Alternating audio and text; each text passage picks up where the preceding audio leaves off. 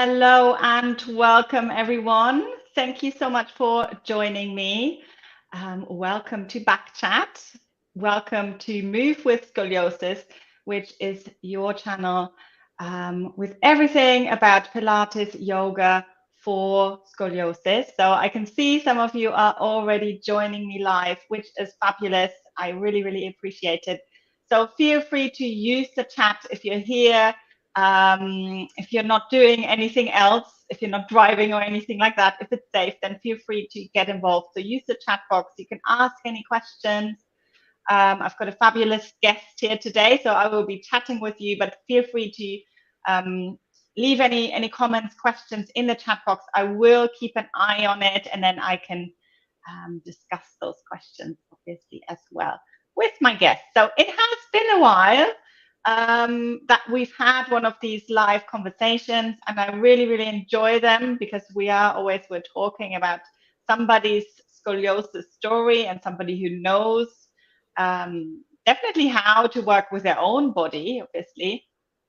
But I think everyone, if you are a teacher, if you are a yoga teacher, if you specialize this, if you're an expert, if you're a doctor, or if you just have scoliosis, I think everybody has got something to contribute of value at the end of the day that is really, really helpful. So I'm going to bring her on. So I'm just going to bring up my chat box here for everyone who wants to obviously join in. But let me bring on my guest. So we've got the fabulous Alice Mikietyn. I had to learn how to pronounce her surname before.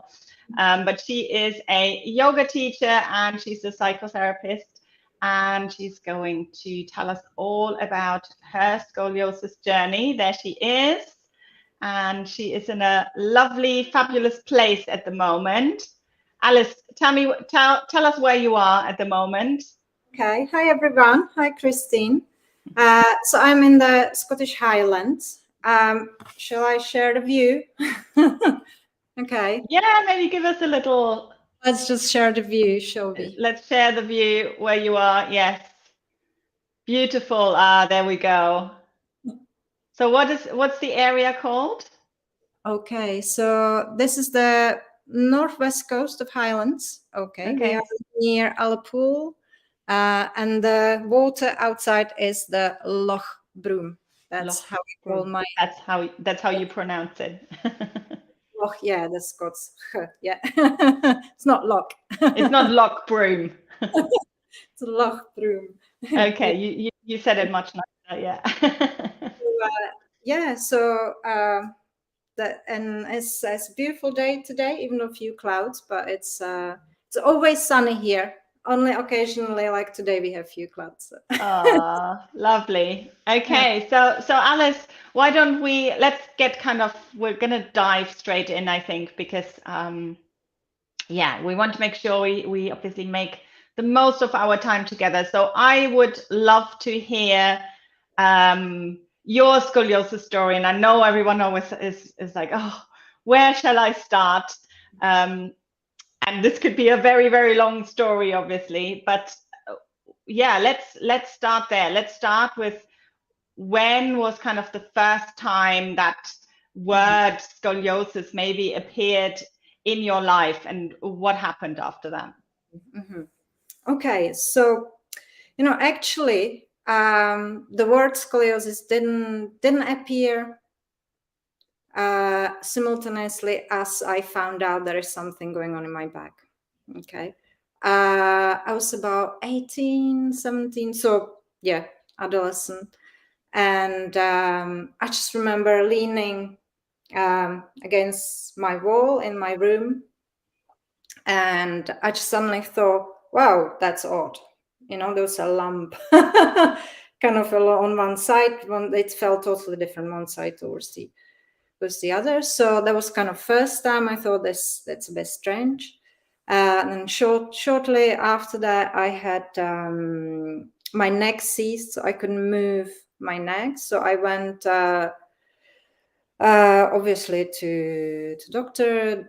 They fixed the neck, and they straight away put me on 3 weeks like a spa treatment, because I grew up, maybe I should say where I'm from. I'm Czech. And I grew up in a spa town near Bavarian border, near German border. Yes. So, people do use spa a lot there. Anyway, so I went on. And I think the word is used slightly differently, because I know what you mean, probably from the German word. It's like a therapeutic spa, isn't it? It's Yeah, like a yeah. like It's a health holiday, not even totally, holiday, maybe. Yeah. exactly. Yeah, exactly. You get,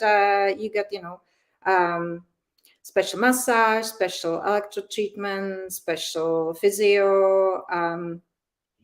So straight away I go 3 weeks every day, always like a full day treatment.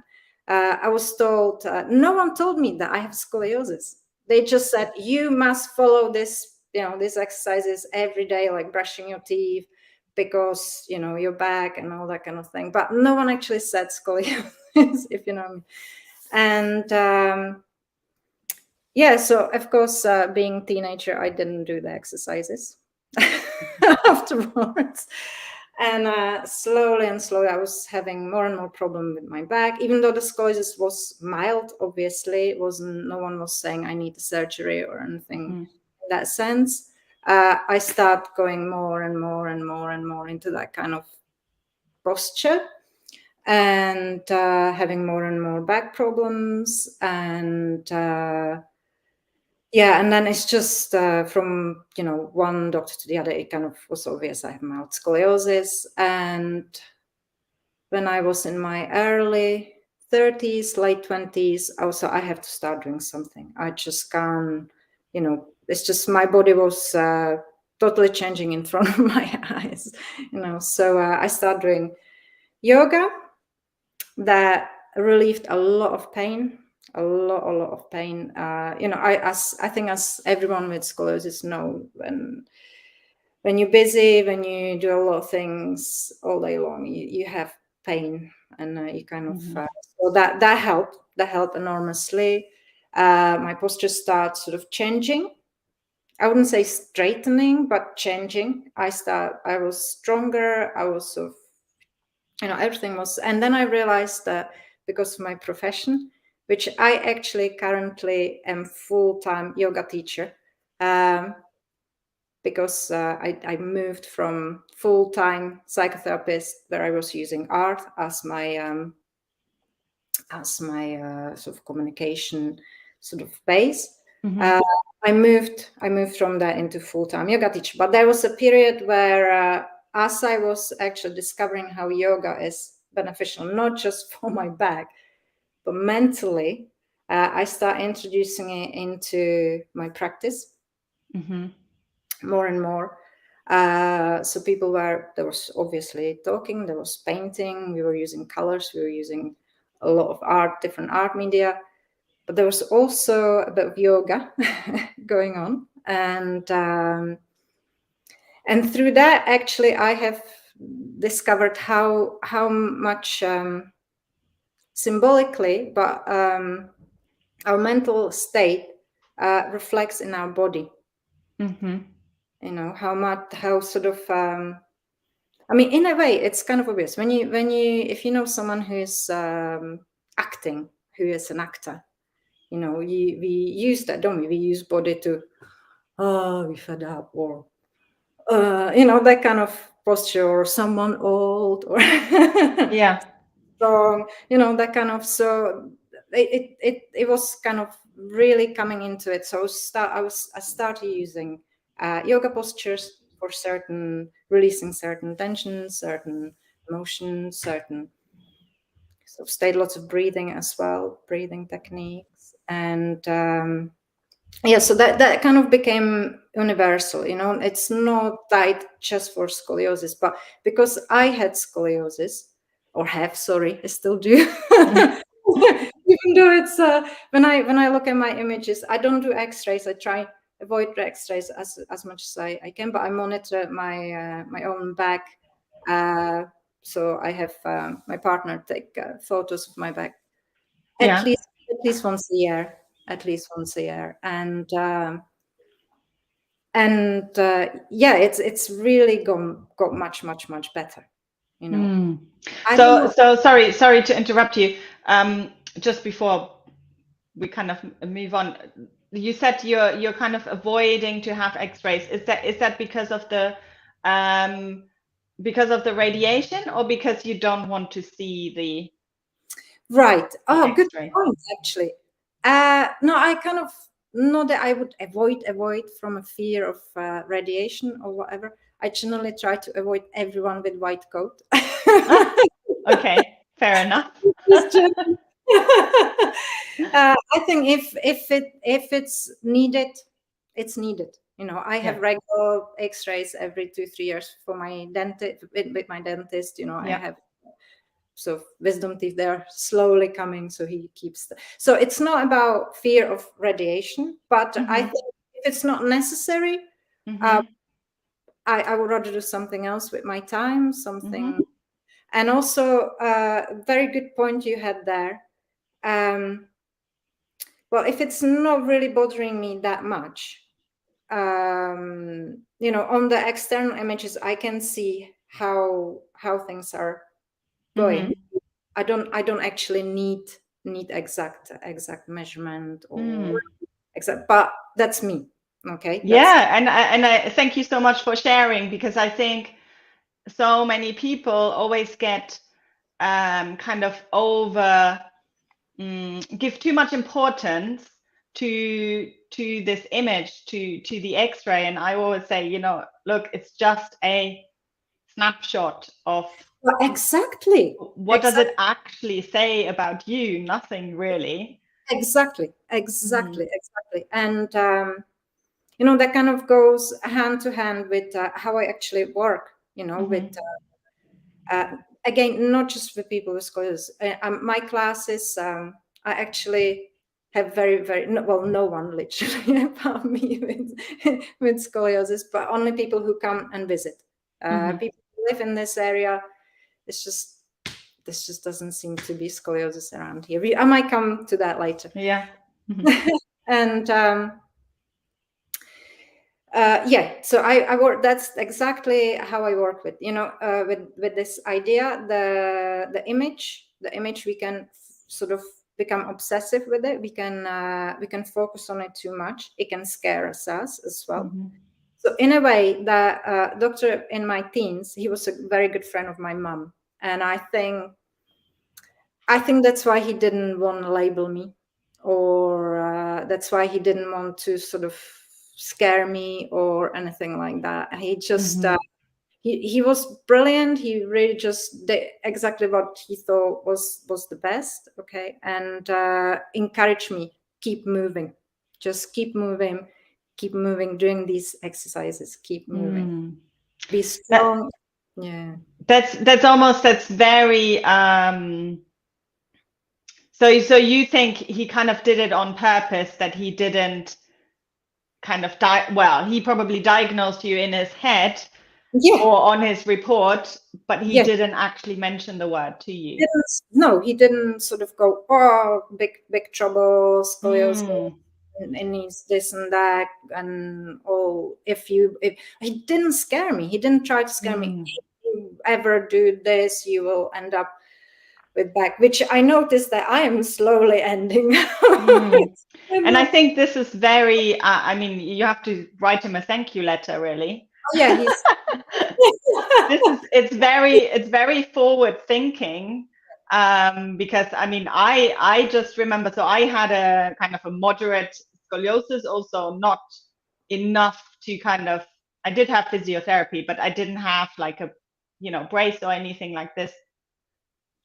But I remember being told, you know, you've got, you know, or even my mum being told, well, she's got scoliosis and it looks like this. And then everyone being like, oh my goodness, like already like putting the fear, and it might get worse. And as she gets older, and then when she goes through menopause, it might get really bad.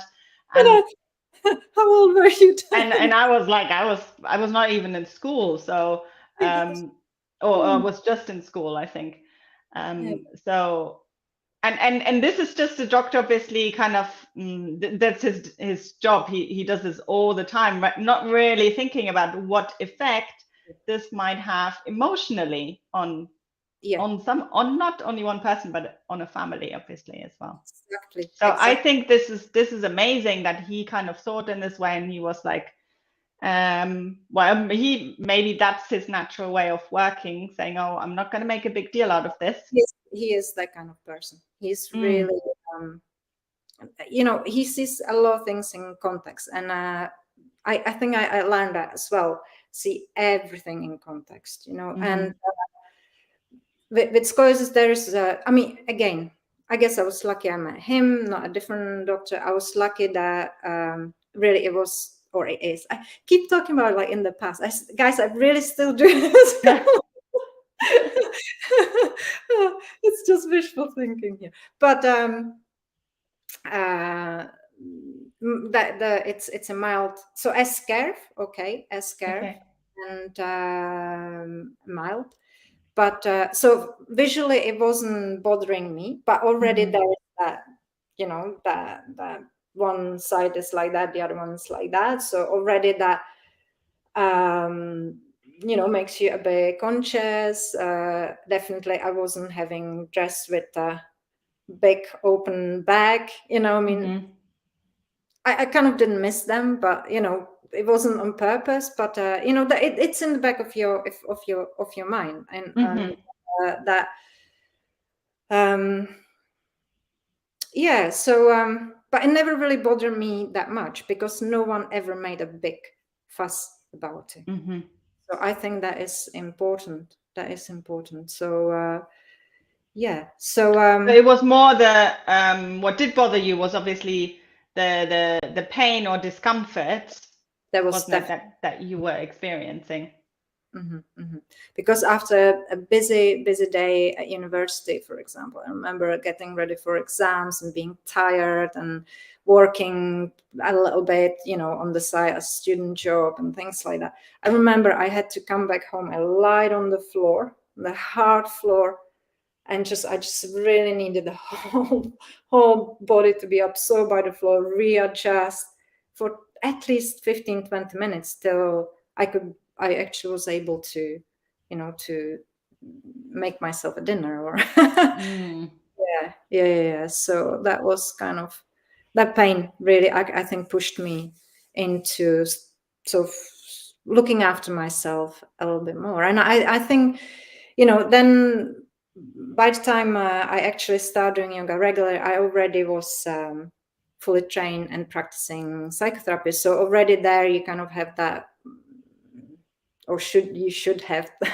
the kind of looking after yourself and the self-care a little bit more as part of your daily routine. So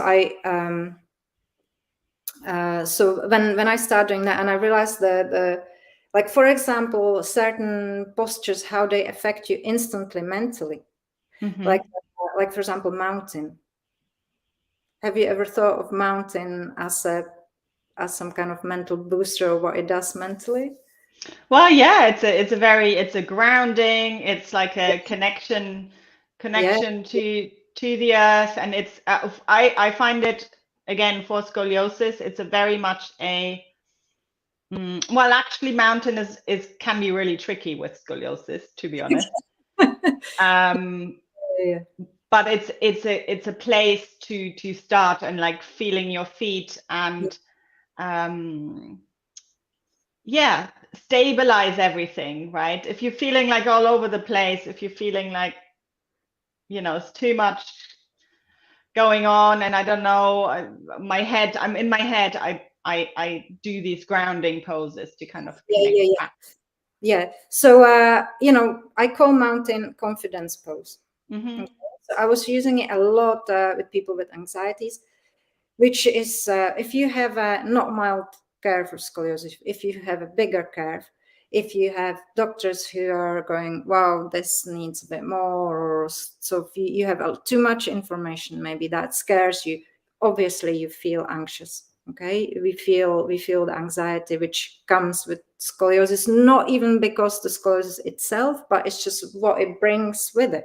Okay, if you think of spine, we should always just think, well, what does the spine supposed to do? It's supposed to hold us, it's supposed to support us, and even if we have scoliosis, it still does that. You know, it still does that. So the spine is fine. Okay, it really is fine if we learn how to move it, how to maybe wriggle our way from out of certain position, not to stay too long in one place or whatever. The pain is not so bad. So we shouldn't even feel anxiety about scoliosis, really, but there is. So what I was using a lot is the confident pose, which is called mountain. I call it. I know it's a confidence pose, which is called the mountain, which I call the mountain. So I mean, I can show you. I can show this. It's invaluable, and I use it with teenagers a lot as well. So I will try to do this with the camera. I don't know if I'm gonna. Yeah, and maybe people at home find this useful. Try it out and just noticing. Yeah, you go. I'll let you talk. Let's just with the feet. Imagine my hands are at my feet. So measure distance between your feet 1 foot. Okay, and then you kind of swirl like that. So I'm gonna do it as well. Okay, that's the distance. We are made that way. That's the architecture of our body. So that's the distance of our shoulders. So doesn't mean we should stand like this all the time. But for this purpose, what we're doing now, okay? So we want to be steady, as you said, Christine, the stabilizing posture, isn't it? So now we're just stabilizing, okay? And then lengthening. So start lengthening the spine. That will open the diaphragm. You start breathing a bit more. So I will just be from profile. So you lengthen. Okay, and let's just stay in the, so tuck the chin, not too much out, not too much in, just right. Relax shoulder, relax the diaphragm area. You hold a lot of tension here as well. So it's always good as we exhale, just relax. And now think of something that bothers you, some unpleasant situation or unpleasant person you have to meet or you'd rather not meet. And standing in the mountain. And now what we're gonna do, let's just drop into the total opposite. Imagine you're going for a job interview. If I would be like this half an hour ago, don't think I would join the interview. Okay. And then let's just go back to the mountain. You can do it sitting down. Brilliant. Yeah. So straight away, you kind of feel you have the overlook, you have the strength, you have that. You can actually act, you can do something. Okay. And with scoliosis, it's the same. So if you get overwhelmed, too much information, diagnosis, and scary news, what exactly those news are saying. You know, that one day when you're in menopause, it might get, but it might not. I mean, if you're looking after yourself, okay, especially the musculoskeletal system, we can do so much by moving the right way, you know, eating the right things. So not overdoing it, but you know, just the right balance. Our spine will become functional more and more, and that's what we want. We want. So I'm gonna sit down now. So you know, that's what we want. That's what should be the focus from every doctor who you meet. The focus should be how well is your spine functioning, and if you think of the spine as wrapped up in the same, it's called dura mater. It is the same as that it goes around your brain. Okay, so the column vertebra is wrapped up in the same tube, in the same material. And so if it affects our brain a lot, it's connected, isn't it? And more research there is about spine. Spine is like they say, like 32 small brains. Right. Yeah, it's amazing. It's amazing. There's so much new stuff about us. Mm. Lots of decisions are actually made in the column vertebra. A lot of stuff doesn't even go all the way to the brain. So we should look at our spine this way, okay, as an amazing place, that we want to keep it sort of functional, keep it mobile, keep it healthy, and whatever shape it has, it really doesn't matter. It just comes to me. Well, you can see guitars. Yes. I'm not the musician in the family. I could, of course, but if you think of a out of tune guitar, right, or a guitar that is missing a string. Well, if let's say we are like that, we people with spines with beautiful shapes, okay, we are like guitars with, like, let's say, missing string, or you just tune it in a different way, but we tune it, okay? Or if there's something, there's a dent in the guitar, you just tune it again, tune it in a different way. You play it in a different way, but doesn't mean that you can't play it. Doesn't mean that you can't produce a beautiful sound on that guitar. Okay, it's just different. And every step you take in life, there's after each step you take, there are millions of different other steps you can take. So there's not just one set of these steps are the best. And I think it's, again, unfortunately, not just scoliosis.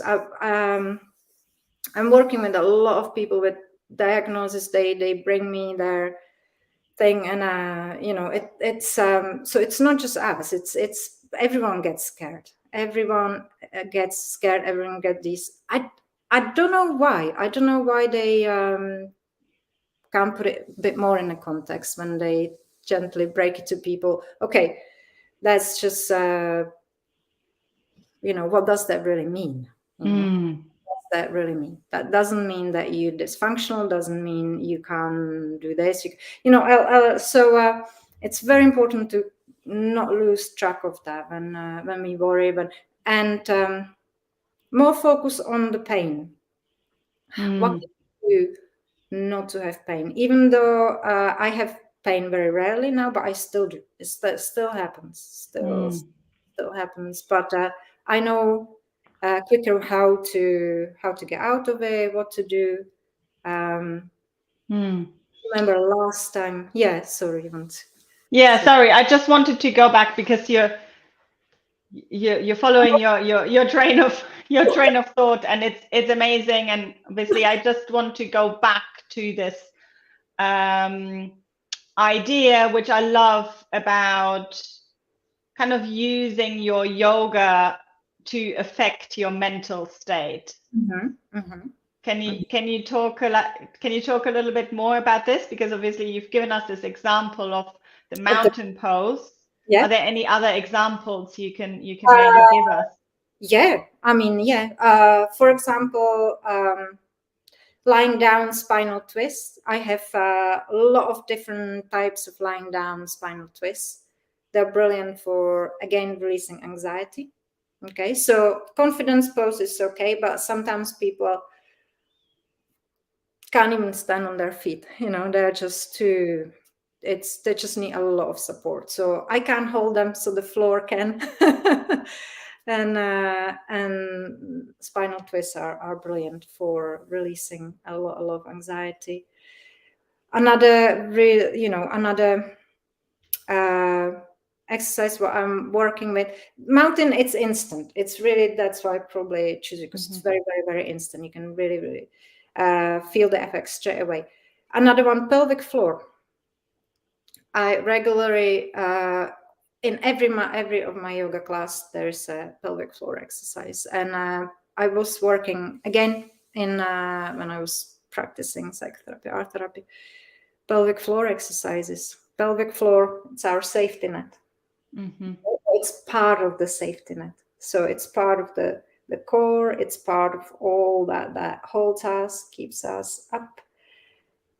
And again, for scoliosis, that's brilliant as well, because we need, especially we have one side always weaker than the other, and it's all kind of uncertain, which way to move, which way to strengthen, which way you kind of move certain when you're like, oh yeah, figure out, and then a few minutes later you go, oh no, that doesn't feel good, so strengthening from within, it's very, very, very beneficial. What we're doing also is we're working with our feet. That's a big one, okay, because the arches of our feet, I actually can, hopefully my socks aren't too dirty. So the arches of our feet, okay, they kind of when you work with them, when you sort of tighten it, let's try that as well. Actually, that's pretty instant as well. So we can go back to the mountain, okay, and let's wriggle the toes a little bit. Wriggle. I'm doing this in sitting. Nice. You might never done it in sitting. You tell me how will go. Okay, and then you kind of splay the toes as much as you can. And what we're gonna do, you try to engage the arches. Imagine you pulling the arches towards your shoulders. Straight away, your spine starts adjusting to what you're doing with your arches. That is really, really, really good as well. I mean, it takes some time to get connected with that pulling the arches. So we're not actually lifting anything. We're just engaging the muscles. And like that. And straight away, I feel, you feel like the vertebrae stack each other. That is I'm just thinking it's very interesting, because I didn't think it would.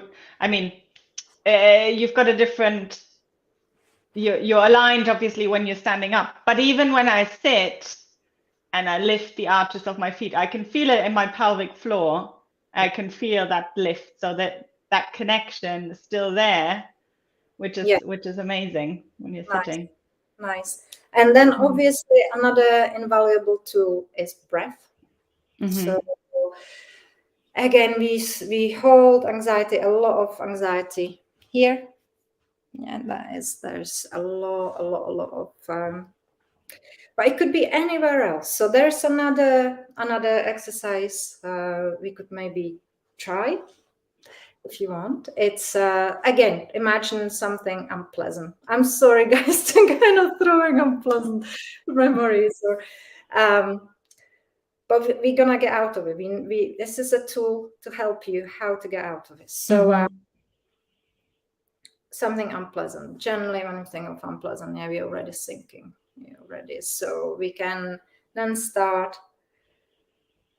Where do you feel it? Where do you feel the unpleasant feeling? Could be our back, could be our hip, could be a shoulder, could be neck, could be anywhere.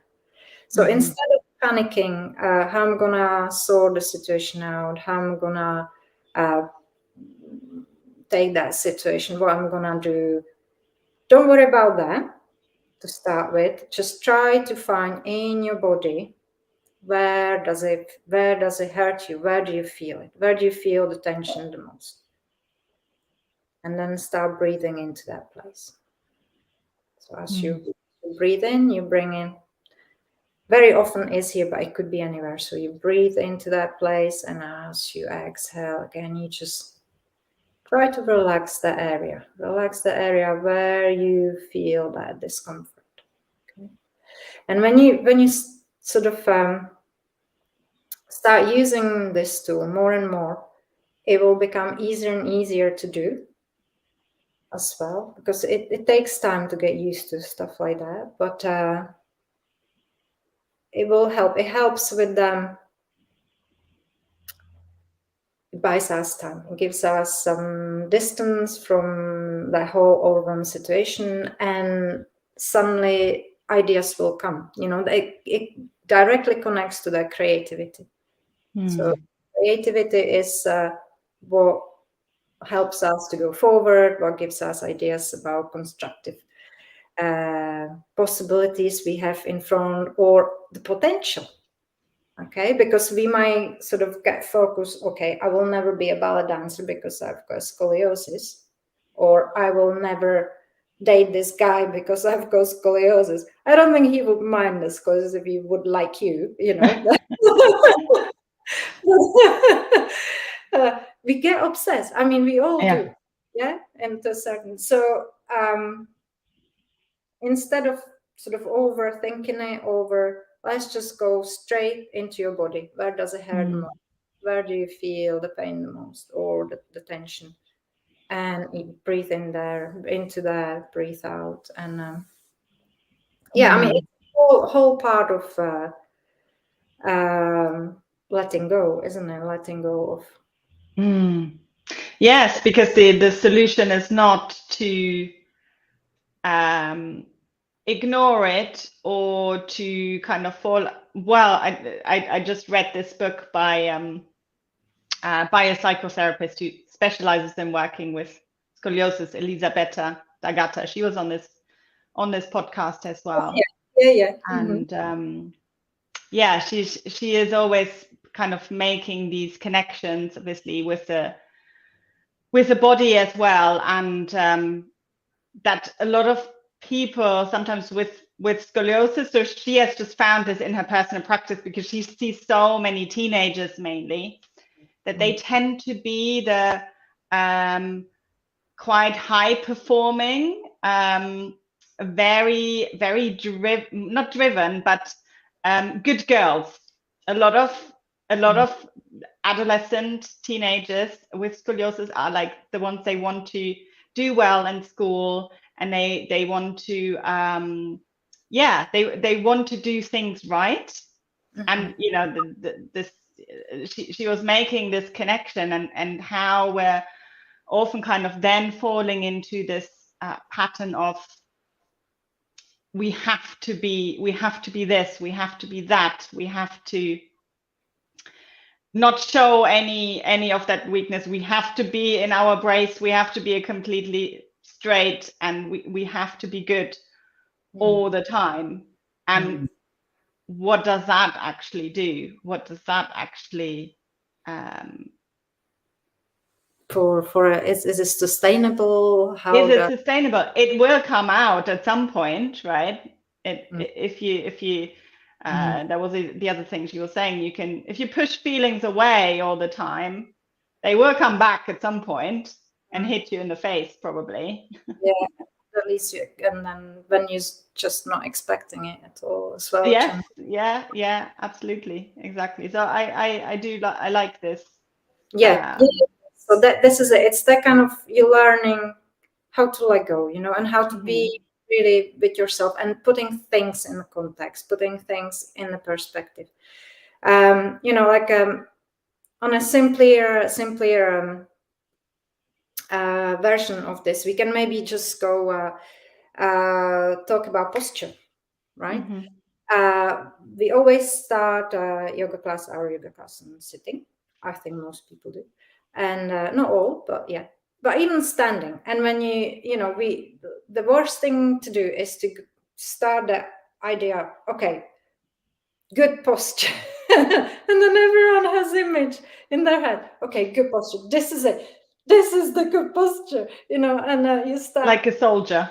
And you sort of put yourself in some image. You put that's exactly what you're talking about. Yeah, these girls, I mean, we all had it as teenagers. We all have image, or had image about what perfect is, or what if we don't look like this, we don't have any value, or so we still do it in a certain extent. So with the perfect posture, so what we could try now, instead of perfect posture, let's just wriggle into optimal posture. Let's just wriggle into functional posture. So what do we want from sitting? Well, we definitely don't want the head to be sticking out, because the head's quite heavy. So we want the head to be kind of stuck up in the right place, so it doesn't crushes the spine. We want, again, the spine elongated. Just wriggle your shoulders. So do I want the shoulder here, there, here, there? Just try all the possibilities, and then eventually you really start seeing how people become sort of, oh yeah, I'm in my body. I'm just looking for where I'm gonna feel comfortable for a bit. Okay. When they find that sort of most optimal posture at that time, then we can settle. But that changes again within when we start relaxing. Again, the weight will shift. So we need to again shift with the weight a little bit. No, maybe not that much. I'm just sort of exaggerating. Could be very little. Could be very subtle movements. But everything like that is in life. When you finish school, some people have already something lined up. Majority of people don't know. We need to wriggle into life. We need to somehow wriggle and try this. Oh, this is not quite optimal. Try that. Oh, this is a bit better. And that's just constant changing, constant merging, constant. So there is nothing ever set, ever in stone, and especially not our spine. I don't know if you did ever back chat with this lady, Meredith Stevens. Yes, Meredith Stevens. She was talking about tensegrity fascia. Yeah. And I did one of her webinars about scoliosis. I don't know if you've done that one too. Yeah. She says really, really interesting thing at the end. That was just probably the best thing she could say. She was like, well, if someone asked me 20 years ago about if you can change the shape of bones, I would say definitely not. Yeah. But now she's like, actually, things do change. I remember that. Yeah, I remember her saying that. Yeah. But that's the whole, again, body and mind. We can't separate it. We can't separate it. So more you work on your mental well-being, it goes hand to hand to work on your physical well-being. And what do we really want? We want to be able to be mobile. We want to be healthy. We want our spine to function well. And just because I've got blue eyes and not brown eyes, that is it's we really need to look at that with the book. I have got, can I just show quickly one book? Yeah, sure. I don't know if you know. Oh yes, I've got that one. Yes. It's beautiful, and she talks exactly about the same thing. Just letting go. So for anyone who didn't, so it's Vanda Scaravelli, and she's an Italian. Well, she's deceased now, but she was a Italian yoga teacher, and she practiced until she was like, I don't know, in her 90s or high age at least. Yeah. And she did have a scoliosis actually, so she does not talk about it in the book at all. Okay. But yeah, she had a significant scoliosis as far as we know. But she talks about the fluidity and gravity, and this idea of changing and adapting and exactly. Yeah. Oh, because I was doing a workshop about spine not that long ago, so I have it still. I brought it for people because if someone who is 93 and tells you, don't carry with you, don't carry your past with you, don't just let go of it, then you can start thinking, well, maybe she's right. She lived through it. She probably knows. Yeah. And the images in the book are beautiful. Yeah, they are really well picked, and the whole thing. Yeah. So there you go. It's just inspiration. As much inspiration as as you can find anywhere, or do collection of. That's what I do. very often when I go for walk, if I see a flower with a not straight stem, I take a photo. Tree that is just all over the place. Yes, exactly. And they are the strongest ones and the oldest ones as well, aren't they? And they're beautiful. They're It's just not the straight ones. They don't usually last that long. some do, be fair. The But really, yes, the really big ones maybe, but yes, a lot of them. yeah, yeah. But there's what does it mean? A perfect picture of what we've seen in Anatomy Atlas. I mean, I guarantee you, no one has a spine like in Anatomy Atlas. I don't think so. Mm, I'm pretty much sure no one has that kind of spine. It's just unfortunately our curves show a little bit more, so we're a bit more cautious about it. But again, if you join the mind and body together, it just won't become an issue. It's mm, I didn't want to bring this up, but like my accent, or Christine accent, Christine's a lot mellower maybe, but she thinks that I shouldn't bring us down, and it's very obvious. You speak, and it's not like you would want to sound maybe, but that's how we sound, and. mm, And why do I speak here? It's because I want to communicate with you, because I want to say something. It's not about how perfectly the accent I imagine I would like to have sounds. mm-hmm. So it's really always very helpful to draw parallels and see. Put it into perspective, yeah, as well, isn't it? Mm. Yeah. I really liked your image or your comparison with the guitar. I think that's beautiful. That it's just, and one of my teachers always said, you might not have perfect eyes, and you just you get glasses, right? If you don't, and it's fine, right? You do. We all have something. Exactly. Oh, exactly. I have classes and classes full of everyone with something. you know. Yeah. Mm, Yeah. mm. Yeah. And Yeah. Yes. so Sorry, with go ahead. just with the eyes, it's again what we want from our eyes. We want them to be functional. We want to be able Hmm. to see. We want to be able to read. We want to be able to use them. So you do, and if they start not functioning as well, we do something about it, don't we? Yeah. Mm. And we carry on.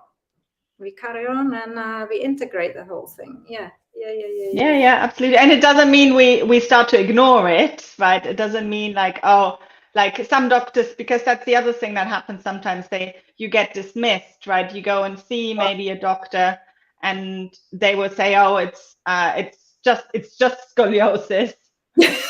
You might need surgery at some point, but at the moment you don't, so you're okay, you can go off, and you're like, okay. Thanks for the advice. Thanks for that advice. So you feel like being, kind of hit in the face a little bit. Yeah. And scoliosis does get overlooked. That's true. They, I just scare you, but there's no solution. There's no like Management, yeah. There's management. no.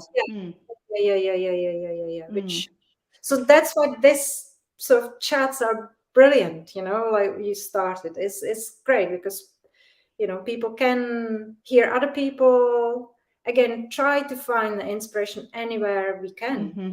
And if you start looking, inspiration is there, and meet with other people who have scoliosis, who manage Yeah. through movement, who manage through, and it will kind of rub against you their sort of content with themselves. It will rub Yes. against you. So Yes. yeah. Yeah. One of my favorites is so she's a yoga teacher in Egypt. Hend is her name. She's on Instagram as well. She's been on the back chat as well, and she has a very, very severe curvature. I mean, when you look at it, you're like, how does she even walk around, right? It's like I think it's like a 90-degree curve, pretty much. It's a very, very severe curvature. And she's beautiful. She's, she's tall. I've met her actually in person as well. She's tall, she's super strong. She does headstands, she does handstands. She's a yoga teacher. She can do all of these amazing things. Yeah. Yeah. But she does, she has a severe curvature and she has to work on it. So she knows she has to do things. She can't just leave it. She has to do her resetting, and she does have to do her exercises and strengthening and all of that. But yeah. And it's actually really nice what you said, that she does everything, because I think we can do everything. It just depends how. Depends how. But scoliosis really shouldn't stop people from standing on their heads if they want to. They need to just slowly build that up, Yes, and I am not, I'm not recommending it for everyone, certainly, but I know she can. So because she has done a lot of this work, obviously, and she knows how to hold herself, and she knows how to adjust and all of that. She wants to do it, so bit by bit, slowly, carefully, you build it up. But everyone, not even people who don't have scoliosis, should build that up slowly. Okay. The way I was trained in my yoga, when I was training with my teacher, we just, no one was doing headstands. She wouldn't let anyone do headstand. We were just sort of, putting the head and slowly building up the pressure, till I got bored and started doing my own headstands, But totally. But never said because you have scoliosis you're not allowed to do headstand. She would never say that. She was like, okay, what is required of headstand? You need the strength. You need to know how not to let the body to crash down. You need to know how to extend the spine, going against the gravity, how you really need to hold that, how and let's start with support. Let's start with a lot of support, with feet on the floor, just, and you sort of, you build it up. Yeah. Thank you so much, Alice. I'm conscious of time. Tell us a little bit about, I think you're offering some retreats, don't you, for those with scoliosis? Do tell us about them. I think a lot of people will be interested. Okay, so I'm gonna be running yoga retreats just for people in scoliosis here in Alpu, in the Highlands. There are several reasons why. The first retreat, or the next one coming up, is in November, on the 10th of November to 13th of November. And I haven't mentioned one thing that I work a lot in my yoga classes. It's vestibular system. Okay, so it's eyes in our inner ear that sort of helps adjust posture. And I think the settings here in Alpu or in the Highlands are just so beneficial, because there's so few people with scoliosis here. Because if you think, we have the hills, okay, so there's uneven terrain all the time. Then we have the sea that moves all the time. Occasionally we have the wind. So there is a lot of movement all the time around us. So I think there's a lot of stimulation the body will get to sort of how to wriggle into the good posture. Okay. And also the settings here is just so calming, so beautiful. You have space, you have a lot of space. So, there's still a few places left if anyone wants to book. It's just going to be a weekend of working a lot on our spine and our body, putting things into context, being outside as well, soaking in this beautiful, beautiful, beautiful nature here. Maybe we'd get a dip into the ocean as well for the cold. But it's fun. And yes, I'm not gonna force anyone, but and it's in a beautiful place. called the Kaylee Place. They do galleries. They're already looking forward to what they're gonna cook for us as well. So Nice. and there's a park. The owner of Kelly Place told me that they're gonna have a concert on the Friday on the 10th. So everyone who comes for the retreat's gonna get the free ticket. So Oh, amazing, amazing. It sounds lovely. It sounds really, really nice. So it's 3 nights, 4 nights? it's 3 nights. 3 nights. So Yeah. Friday, Saturday, Sunday night, and then Monday morning you Lovely. and wrap up everything. Yeah. It sounds wonderful. I would definitely come if I didn't have my kids who needed me right now, but You can bring them in the too. future, definitely. Okay. Thank you so much. And we will put all the details, obviously. I think we already have some of the details in the description, obviously. And then people obviously can get in touch with you Yeah. as well. And I think I heard you're gonna do these regularly, isn't it? Yeah. So the plan is to do them twice a year. Twice a One year. in the autumn, just before the winter, just to get proper boost.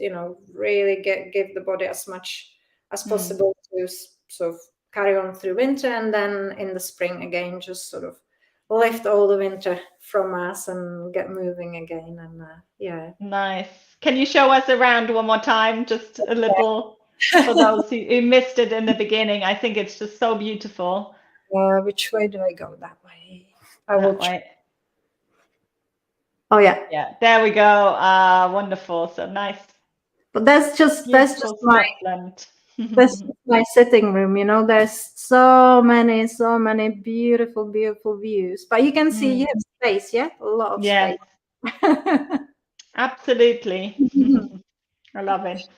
Okay. All right. Thank you so much, Alice. Thank you so much for your time. I think there's been lots of little golden nuggets in there. I hope people can pick them out and take something away for themselves as well.